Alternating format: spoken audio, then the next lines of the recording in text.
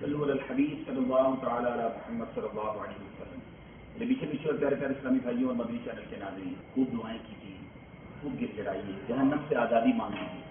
یہاں میں مدنی چینل کے ناظرین کو ایک پیغام دینا چاہوں گا کہ عید کا دن کس طرح منانا ہے۔ سیدی غوث اعظم رضی اللہ عنہ کے بارے میں آتا ہے کہ آپ کچھ اس طرح فرماتے کہ لوگ کہتے ہیں آج عید کا دن ہے، آج عید کا دن ہے۔ عبد القادر کے لیے عید کا دن وہ ہوگا کہ جب وہ اپنا ایمان سلامت لے کر دنیا سے چلا جائے۔ ہمارے اسلاف تو اس طرح عید مناتے ہیں۔ دیکھیں نا امیر اہل سنت، ہم میں سے کچھ لوگ شاید ایسے بھی ہوں گے جنہوں نے گناہوں بھرے سلسلے، گناہوں بھرے پروگرام بنا کر رکھے ہوں گے۔ خدارا عید کے دنوں میں ہم نے گناہ نہیں کرنے، اور یہ بڑا اچھا فارمولہ ہے گناہ سے بچنے کا کہ ان دنوں میں مدنی قافلے میں سفر کر لیا جائے۔ عید کے دن کا وظیفہ بھی چلے، آپ کو مدینہ منورہ سے عرض کر دیتے ہیں۔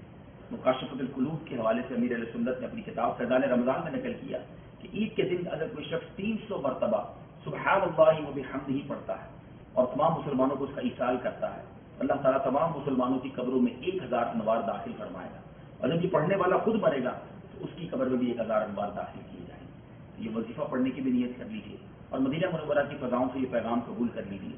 رمضان کے جانے کے بعد بھی ہم گناہوں کی طرف نہیں بلکہ انشاءاللہ اپنی قبر و آخرت کی تیاریوں کی طرف جائیں گے۔ رمضان میں جو ہماری بہترین عادتیں ہوئی ہیں ہم اس کو کنٹینیو کریں گے، جو کمزوریاں ہیں اس کو دور کریں گے، اور یہ مدنی چینل دیکھنے کی بھی برکت ہے کہ ہم یہ دیکھتے رہیں گے، گناہوں بھرے چینل کو نہیں دیکھیں گے تو انشاءاللہ مدنی چینل کے ذریعے بھی ہمیں یاد دلایا جاتا رہے گا، رمضان بھی یاد دلایا جاتا رہے گا، غم رمضان بھی پلایا جاتا رہے گا، اور آخرت کی یاد کا ذہن بھی دیا جاتا رہے گا۔ صلو علی الحبیب صلی اللہ تعالی علی محمد۔ مجھے اپنی اور ساری دنیا کے لوگوں کی اصلاح کی کوشش کرنی ہے۔